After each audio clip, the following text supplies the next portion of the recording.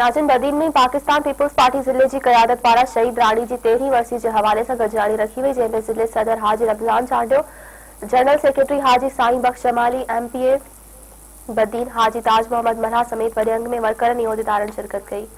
इन हवाले से ॾिसूं था दीदार मल्हा जी ही रिपोर्ट। नाज़रीन, बदीन में पाकिस्तान पीपल्स पार्टी बदीन ज़िले की क़यादत तरफ़ां मोहतरमा शहीद बेनज़ीर राणी जी 27 दिसंबर ते वरसी मल्हाइण के हवाले से हिते ज़िले काउंसिल हॉल में मीटिंग रखी वई। इनमें शरीक थींदड़ सदर जनरल सेक्रेटरी ऐं MPN सां ॻाल्हाईंदासीं त हू छा था चवनि। जेका असांजी डिस्ट्रिक्ट काउंसिल में डिस्ट्रिक्ट जी जेका बॉडी हुई उनजी मीटिंग हुई ज़िले जी सदर जे क़यादत में, ऐं असां 27 तारीख़ ते हर साल जेको हितां असांजो 7 गाॾियुनि में काफ़िलो वेंदो उन सिलसिले में अॼु इहा मीटिंग हुई।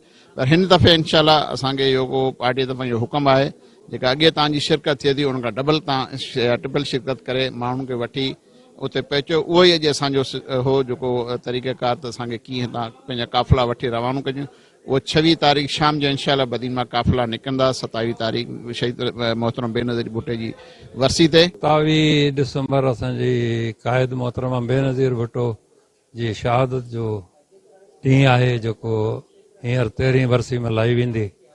बदीन ज़िले जी अॼोकी मीटिंग उन मामले में सभई दोस्त गॾु थिया, मीटिंग कईसूं, तयारी करण जे मामले में सभिनी दोस्तनि जी राय वरितीसूं। बदीन ज़िले में इंशाल्लाह 100 जे लॻभॻि गाॾियूं जेके आहिनि वॾियूं बसूं से भरिजी घड़ी ख़ुदा बख़्श पहुचंदियूं। 26 तारीख़ राति जो हितां रवाना थींदा। 27 जो प्रोग्राम अटेंड कंदासीं। 27 दिसंबर 2002 बेनज़ीर मोहतरमा जी 13वीं वरसी आहे। हमेशह जीअं असां मल्हाईंदा आहियूं त उन खां हटी करे इन दफ़े पहिरीं दफ़ो PDM जे प्लेटफॉर्म सां वरसी जो प्रोग्राम थियो आहे।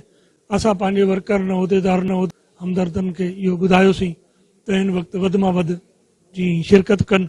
इंशाअल्लाह ताला हिन ताईं जेका असां भरपूर वोट आहे।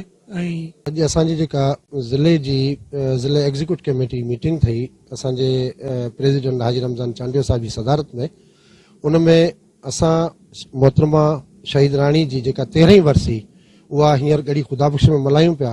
अॻे जेका असां अॻे साल 12वीं वरसी मल्हाई हुई उहा रावलपिंडी में मल्हाई हुई, जंहिंमें बदीन ज़िले पंहिंजे भरपूर पार्टिसिपेशन कई हुई ऐं भरपूर शिरकत कई हुई। पर हींअर जेको सो हीअ जेका वरसी आहे 13वीं वरसी इहा PDM जे प्लेटफॉर्म तां कराई पई वञे, जंहिंमें PDM जी सॼी मरकज़ी क़यादत इन वरसी में शिरकत कंदी। कैमरामैन ज़ुबैर पुसरसाण, दीदार सिर मल्ला, मेहरान TV न्यूज़ बदीन।